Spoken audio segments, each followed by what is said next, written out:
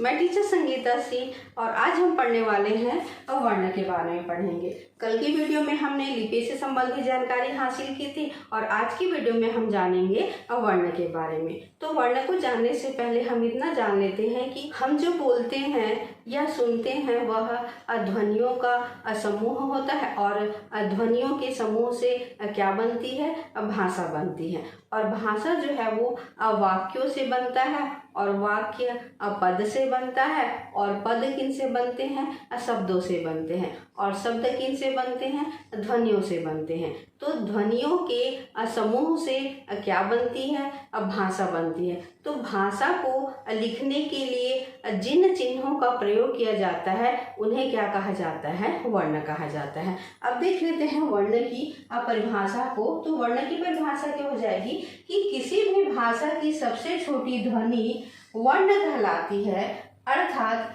ऐसी ध्वनि जिसका विभाजन किया जाना असंभव हो, अर्थात हम इस ध्वनि का और विभाजन नहीं कर सकते हैं, अतः जिसका अंतिम विभाजन कर दिया गया हो उसे अवर्ण कहते हैं। अगर हम हिंदी भाषा के अवर्णों को देखते हैं तो उदाहरण के रूप में कौन कौन से हैं, अ, ई, उ, क, ख, त, घ आदि। इस तरीके से क्या है, ये छोटी छोटी जो है वो क्या है, ध्वनियाँ। यहाँ पर कुछ वाक्य मैं लिखी हुई हूँ। लड़के खेल रहे हैं, माली बाग सींच रहा है। तो हमारे पास क्या है, यहाँ पर वाक्य है और वाक्य किनके मिलने से बनता है, शब्द के मिलने से वाक्य बनता है और शब्द किनके मिलने से बनता है, ध्वनियों के मिलने से क्या बनता है, शब्द बनता है। तो हम देख लेते हैं कि हमारे पास हमने जो वाक्य लिया हुआ है लड़के खेल रहे हैं, उनमें जो है वो कैसी जो है वो ध्वनियाँ मिली हुई है। तो देख लेते हैं लड़के के लिए जो ध्वनि प्रयोग की गई है वह क्या है, ल, अ, ड़, अ, क, ए। अगर हम पूरा का उच्चारण को अगर एक साथ लिखेंगे तो इसका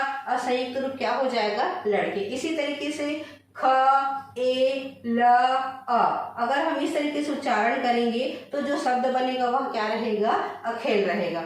र, अ, ह, ए। अगर इसको हम उच्चारण करेंगे तो इसका उच्चारण क्या हो जाएगा, रहे हो जाएगा। या इन ध्वनियों को हम मिला करके लिखेंगे तो क्या बन जाएगा, हमारा जो है वो रहे शब्द बन जाएगा।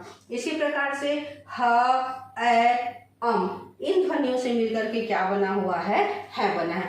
माली बाग सींच रहा है, इसका भी हम क्या देख लेते हैं, ध्वनियों को देख लेते हैं। तो माली बाग सींच रहा है, यह हमारा क्या है, वाक्य है और यह किन शब्दों से मिलकर के बना है, माली बाग सींच रहा है। और ये माली किन ध्वनियों से मिलकर के बना है, बाग किन ध्वनियों से मिलकर के बना है, उनको क्या कर लेते हैं, देख लेते हैं। तो माली किन ध्वनियों से मिलकर के बना है, म, आ, ल, ई, माली। उसी प्रकार से बाग, ब, आ, ग, अ, बाग। सींच, स, ई, अ, च, अ।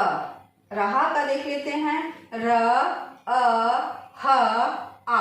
और है का देख लेते हैं, ह, ए। तो इस प्रकार से भाषा की मौखिक या लिखित ध्वनि जिसका और विभाजन नहीं किया जा सकता उसे क्या कहते हैं, वर्ण कहते हैं। अब हम किसको देख लेते हैं, वर्ण की विशेषताओं। तो वर्ण की विशेषताओं में पहली विशेषता है भाषा की ध्वनि को वर्ण कहते हैं। क्लियर है, भाषा का लिखित रूप वर्ण है।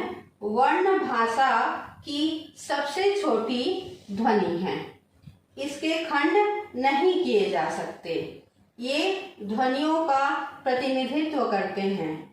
प्रत्येक भाषा के वर्णों की संख्या भिन्न भिन्न होती है। अगर मान लीजिए बांग्ला है तो उसके वर्णों की संख्या अलग हो जाएगी, अगर मान लीजिए पंजाबी भाषा है तो उसके वर्णों की संख्या क्या हो जाएगी, अलग अलग हो जाएगी। इसीलिए यहाँ पर लिखा गया है प्रत्येक भाषा के वर्णों की संख्या भिन्न भिन्न होती है। वर्णों के योग से शब्दों का निर्माण होता है। तो इस तरीके से आज हमने जो है वो वर्णों को समझ लिया। इससे पहले वीडियो में हमने लिपि को जाना था, लिपि को जान लिए हैं, वर्ण को जान लिए हैं और कल हम किसके बारे में जानेंगे, वर्णमाला के बारे में जानेंगे। तो आप लोगों को मेरा वीडियो कैसा लग रहा है, अगर अच्छा लग रहा होगा तो like, comment, share and subscribe कीजिएगा।